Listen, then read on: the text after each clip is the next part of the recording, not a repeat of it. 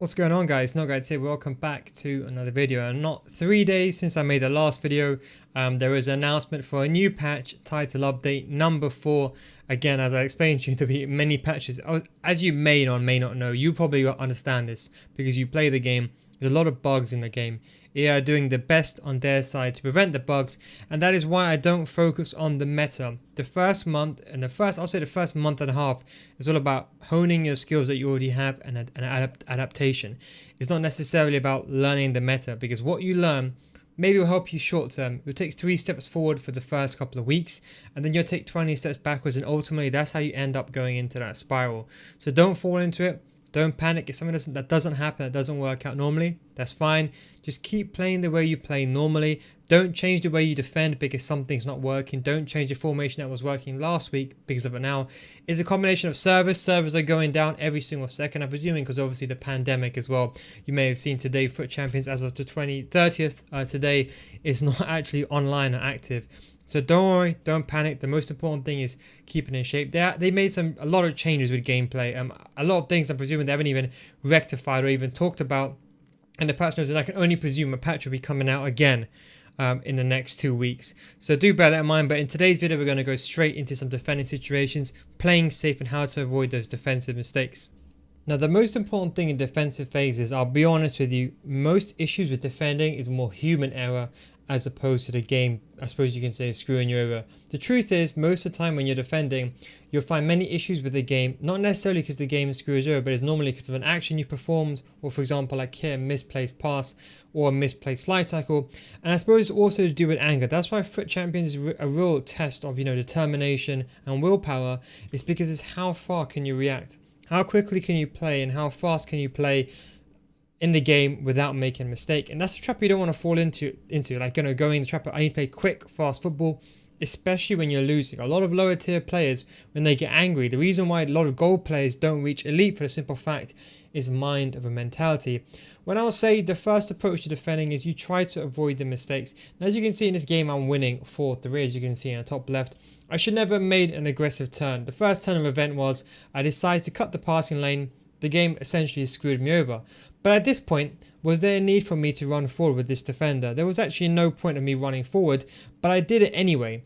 And this is what I meant by, making the simple mistakes. I shouldn't have even attempted to even run forward over here. I should have been like, okay, he's coming towards me. I should have backed off and held my ground. But as you can see, he makes the pass backwards. I win the ball. But again, how did I lose the ball there? It was because of my mistake. I can agree the game screwed me over in the beginning, but ultimately, the issue was over here. When I had the ball, why just go back and clear the ball to the goalkeeper? And this is what I'm trying to say is about playing safe. A lot of, I would say, goals normally created from your opponent are normally because of mistakes that are made, or the second mistake. So maybe you defend the initial interaction, but the second thing will go wrong. Here, realistically, I could have done many things. I could have lobbed the ball back to the goalkeeper. So we're going to go over this more in a second in later clips. But the most important thing is playing safe. Especially, look, I'm winning 4-3. Is there really a need for me now to really attempt to make the pass going forward or spamming the X button? As you can see, I do that. I try to dribble myself out of the situation, and it was honestly a disaster. But I could have played safe and avoid the issue entirely. And even over here, even myself in a game that I think that I like to think that I have good mental power, mental willpower, should I say, when it comes to defending. And even here, I made a simple mistake by slide tackling. Was there a need to slide tackle? Yes, I could have got the ball. But in this situation, was it worth it? All I had to do realistically here was just run back. And this is why I always say, whenever you lose a game, try to watch your back. Try to think, okay, did I lose because of myself or the game? Now, even myself, I blame the game a lot of the time. But sometimes, really, it's my fault. I should have defended the first phase. I shouldn't have got myself in that situation in the first place. But you can see the most important thing is the reason why players like myself, we kind of make the mistakes and get away with it, is because of recovery. You might see this in stream. I might make a detrimental mistake because I'm looking at the chat, but I look back again, and the most important thing is recovery. For example, in a situation, Jesus is running towards goal. Now, I knew there was no imminent danger. The only imminent danger is potentially the through ball, which is, for example, this play, he could make a through ball, and my opponent could basically match that through ball or try to make a pass. So my imminent issue over here is, okay, do I go towards the ball carrier or do I go towards the danger zone? In this situation, honestly, I don't know. But I do know there's a player nearby over here, so the best thing for me to do is to run like this, because that way, it goes back to the same principle again. I'm forcing a 1v1 situation, running in front, running backwards, and then that way, whether he makes the pass or whether he squares up against me, I'm then in a position to react. So as you can see, I run back like so, and then once I see him cut inside, then I hold the run and jockey, and then I look. See, this is most important. I hold the run and jockey, I hold my ground. You see, I don't be aggressive. I see there's a passing lane over there. I wait for the pass. I don't challenge just yet. I wait, hold my defensive line. Then once he makes the pass, I hold the run and jockey, but I curve my run inwards. You see that? I'm just defending the goal. You see, essentially what I'm doing is I'm not actually, I suppose you can say, getting baited for my opponent. Just holding the ball, holding the line. The most important thing is the run and jockey here, because this is why I say that even last year, and you'll see this very soon as well, the run and jockey is always the most effective way of defending because of the maneuverability, how fast your players are. Obviously, I'm using the guy over here. Guy is a left back, so that way he's got better agility and balance. So when you use the run and jockey, he in fact moves quicker with the ball. You can almost glide, and that's what allows me to basically almost act as a deterrent. As you can see, I'm moving to the left-hand side. I'm not really chasing the player. I'm just being like, okay, if you do make a pass, I am now prepared. So I'm not basically running at him so he can make the pass away. And I'm not over committing towards me where he can make the through ball. What I'm basically doing is I'm just gliding back ever so slightly to act as a visual deterrent. And then once I realize he's not making the pass anymore, then I'm like, okay, at that situation, he turned inwards and I only moved forward once he turned inwards. You see that? So once I realized that the pass wasn't on, I turned, and this is what's important. At this stage, you just remember the game is very, I would say, very, I suppose you can say random number generated. It's probably the best way of saying it. When you get RNG, when you get the ball over here, you know, the chance of him making the pass like that, facing that way, is very, very low. That is just a risk I took in a situation. But whether I held my ground over there or whether I held over there was completely fine. It's only once I really got into this area over here, when I saw it was coming towards me, again, I'm not thinking, okay, you can shoot. I'm thinking, okay, where's the major danger areas? I'm thinking, okay, you know what? It's around this area over here. That's the angles that I want to block out. So end up pushing in front of that player there. And you see I'm blocking the angle towards goal. So he makes the pass to Jesus. I press the L1 button. You see, this is the most important thing. I don't use the right stick switch. I use the L1 button. You're going to see it's just over here. Why? Now, although you can't see a second defender icon above the head, the most logical thing would be that player. Now, sometimes you might have this issue where you can't see the second defender switch icon. Sometimes when it's switching like this, you won't be able to see it. It'll be switching very quickly. But just press the L1 button and trust that the game will switch you to the right player. But the most important thing is I see I hold my ground. I don't run towards him. Defend the goal first. Let the ball come towards me before I rush forward. Now this admittedly is a goal that I actually concede quite a lot, and it's always about the essence of trying to play quickly out the back. Again, same thing, I'm winning and my opponent makes a through ball and I be aggressive. Okay, I've won the ball back over here. Now what's the most logical thing to do is go back to the goalkeeper. But again, I saw the defender on my player's right hand side over here. I saw he's clear, so I thought, you know what, I can pass the ball, then I can go around, or I can pass the ball like that. But the question is why? Why do it? Why take a risk and do this? And as you can see, okay, yes, it should have been a better pass. I agree the game kind of screwed me up a little bit over there. But at the end of the day, it was my fault. I made that pass. And thankfully, obviously, I defended the area towards goal. As soon as I lost the ball, I switched to this player and I knew he was going to make the through ball in behind. I knew St. Maximin. Remember, always when you're defending, if you want to take a shot from outside the box, just let him take the shot. But defend the imminent danger first. The striker, I ran back, I man-marked with a run and jockey. He made the pass. Again, I just position myself to defend the centre of the goal. You see that? I'm not running towards him. I position myself to defend the centre of the goal and intercept the pass. Again, same thing. Again, I don't run towards him. I run downwards. I go like this as opposed to going like this and I defend the area. So what I should have done is I should have done this. In fact, I should have just played it safe. As you can see, he makes a through ball. I'm going against kickoff right now. I tried to run a bit more aggressively, a bit more forward. I tried to cut the passing lanes out, which was a very simple mistake to do again. The game screwed me over. But at this situation here, I didn't want to take the risk. I passed the ball back to the goalkeeper and I just smacked the ball out. And in fact, you can see the ball actually arrives to my player's feet.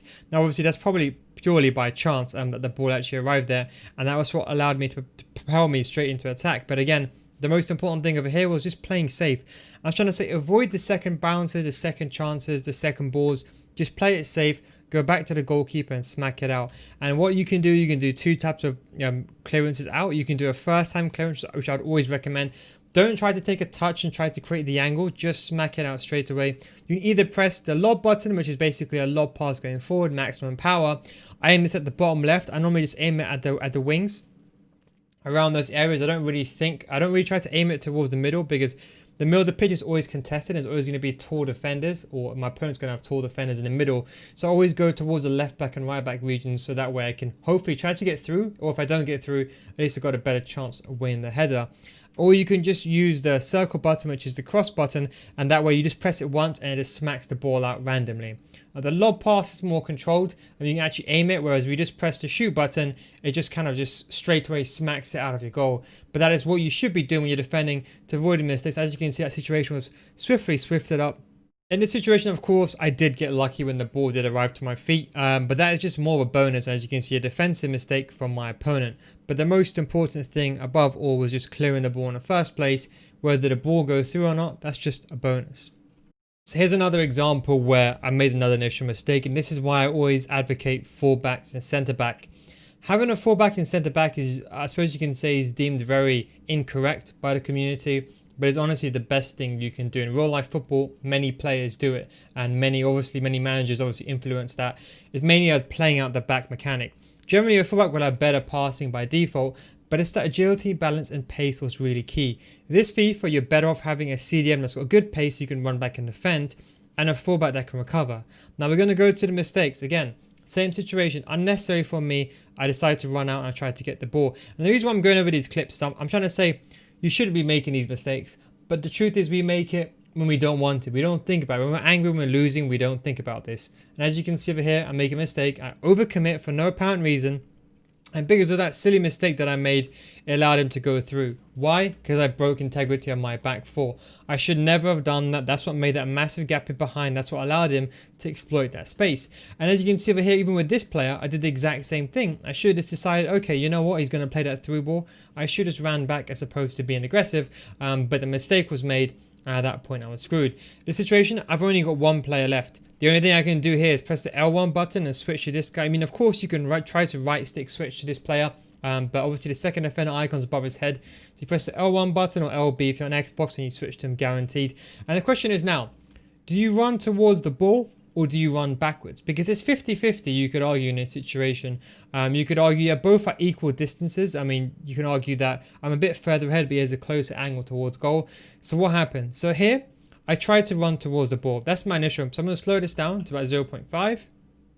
So I tried to run towards the ball. That's my initial impression. I switched too late. And as you can see, at this point, I realized, okay, he's going to get the ball first. So my idea isn't, okay, I don't want to run towards the ball anymore. I want to run like this. Almost protect the center of the goal, as I said, and kind of shove him away, show him to the side. That's how you would defend in real life in football. There's no point trying to let him cut inside. If he gets the ball first and I try to contest it and he does like a running fake shot and gets past me, that's such a big regret. Why take a risk? There's no need to take that risk. So the best thing to do is be passive over here. I know there's a player running in the middle. Now, if there was a player over here running alongside me, then it would have been a bit different. I've got to take a risk. I would have maybe just kind of ran in between both of them and tried to do my best. In that situation, your opponent's probably going to score. You can try to do your best. But here, it's just a 1v1. He's going away from goal that way. So the most important thing is overcommitting on the inside. So what that means is I don't want to run past him, because if I run too far in front and try to get the ball, then you can just do a fake shot stop, or you can try to agile dribble, as I said, the agile dribble run tutorial, as I mentioned in my other video, or a fake shot. You can just swiftly go past me. So there's no need to overcommit here. The key thing is you undercommit. This is the situation where you undercommit. Let him take the wider angle. Let him get the ball and let him make a decision. If he decides to do a fake shot stop, you can react. The only reason why I kept running over here is because the ball was bouncing. Now, when the ball is bouncing, the ball is inherently harder to control. And as you can see, as soon as he heads the ball downwards, I knew that ball was bouncing. So that allowed me to go forward. Then as you can see, I go along with it. And unfortunately, he walks past me. Now, the most important thing is, once the mistake was made and I realized I was in trouble, I didn't panic. I didn't run towards the defender. I just cut the angle out. So I know I made a mistake over there. But you see, instead of running like this alongside him, I ran like this. So what I'm doing the same thing again is I'm still protecting the goal, but I'm angling myself to curve the most dangerous area. Because why? Because if Aubameyang goes down the wing, what's the real threat? Okay, yes, he can cross the ball in, but I can go like this and cut him off acutely. So I can stop the cutback, number one. Number two is if I give Aubameyang too much space and I try to chase for the ball, he can do a running fake shot and then he's one-on-one. Then he can go near post or he can do a shot far post. We know far posts are a bit more effective this year, so he can go either way. So the question is, what do you do here? It's the exact same thing, same methodology.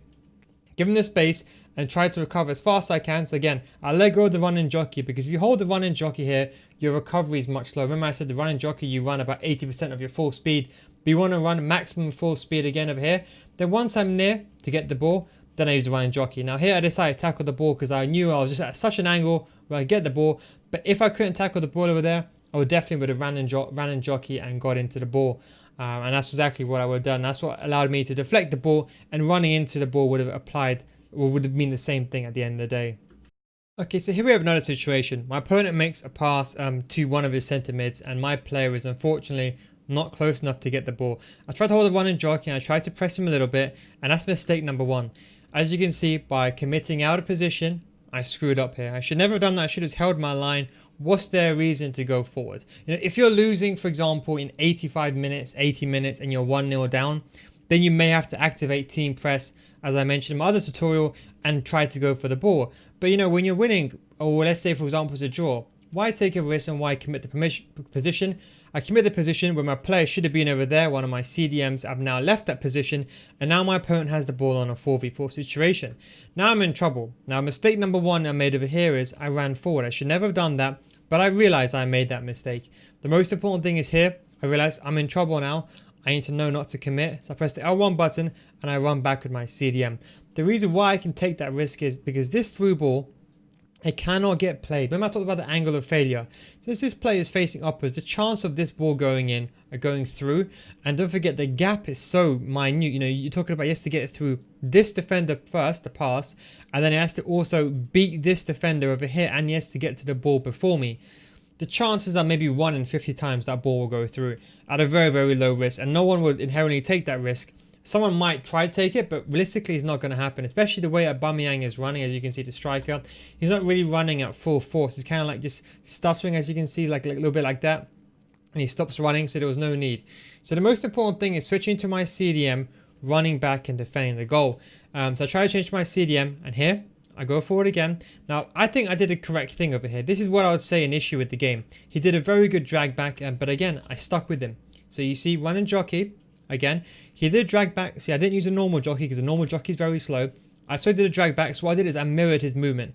I knew with the drag back, you have to either go forward, or you go back, or you go left, or you go right. You have basically 5 legs. You needed like a drag back roll where you stand still, go back, then forward, then you can go back, then left, back, then right, or go completely back. But either way, you have to kind of drag the ball back and then make the exit. So you drag the ball back and make the exit like that, or you go like this, or you go like this, or you go like this, or you go like this. But you have to, at some extent, go backwards with the drag backs. Again, what I do is I follow it. So I follow the initial drag back and I let him go across.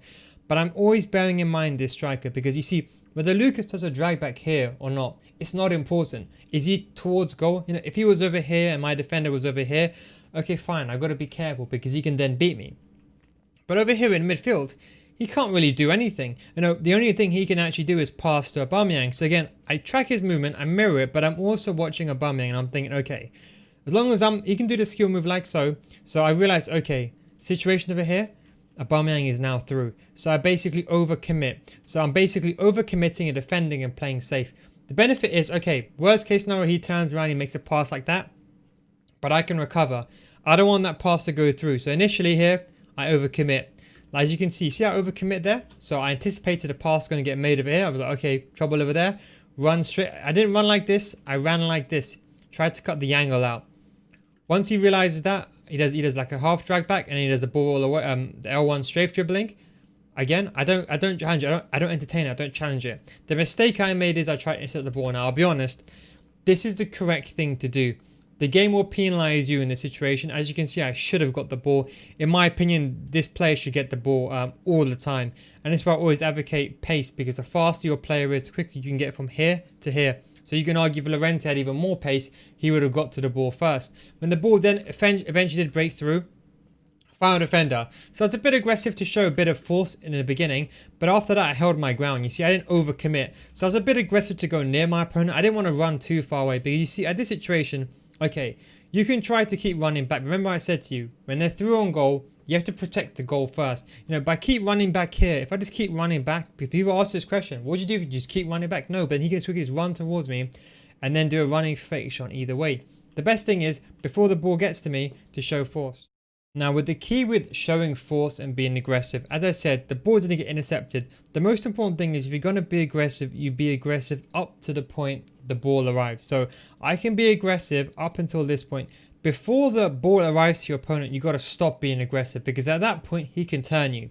So what I'm trying to say is, let's say the ball is running like this and the ball's over here. You can still be aggressive because you have to then take a touch and then go forward. But if you be aggressive when the ball is about over here, his first touch can be a fake shot, and that means he can turn you. If you watch my videos from last year, by the way, if you're not new to this Patreon and you've not seen that video, go watch the FIFA score from last year. A lot of the principles, they're all very cool mechanics that all still apply. Watch the first time fake shot tutorial video where I go through the walkthroughs, and you'll understand how easy it is to get turned. It's the same principle when I said when you're beating a goalkeeper, doing a fake shot around him. So by going too forward over here, he can just turn you. So there's no need to go forward. So you only be aggressive up until the point he gets the ball. As you can see, as soon as he gets the ball, I stop being aggressive. I hold my line. So I'm going to show this again. So okay, he makes the pass. I'm like, okay, he's going to make a pass to the striker. I read it. I can't press the L1 trigger. It doesn't change this guy, change that guy. Be aggressive. As soon as he gets the ball, or just before he gets the ball, I stop. Then I hold my line. I let him make the choice. I know Rashford, he's got a 4-star weak foot. So you can argue he can shoot on both feet, with 85% shot buff this year. He can go on either foot. The most important thing is to hold the ground. As you can see, I don't go too close to him. If I go this close, he's just going to take me. There's no need. He's got 5-star skill moves. He can do the elastico. He can do elastico around me. He can do a running fake shot. He can do a scoop turn. He can do anything. And as you can see, he actually does that as well. So imagine if I actually went past him, I would have actually, if I went towards him, I would have actually got taken by him. So I held my ground. Let him make a decision. If he wants to do a 1-2 backwards, then that's fine. I can hold my line, then I can readjust if he tries to run inwards. But the most important thing is not tracing him. Don't chase him. Hold the line, defend the angle towards goal, because he has to beat me. I'm saying, okay, you come towards me, you beat me first, and then you have a chance towards goal. But don't overcommit. Then once he makes a slide, or I suppose you can say a scoop turn, or he tries to slide past me or do a fake shot, then I'd be aggressive and try to get the ball when there's a chance to do so.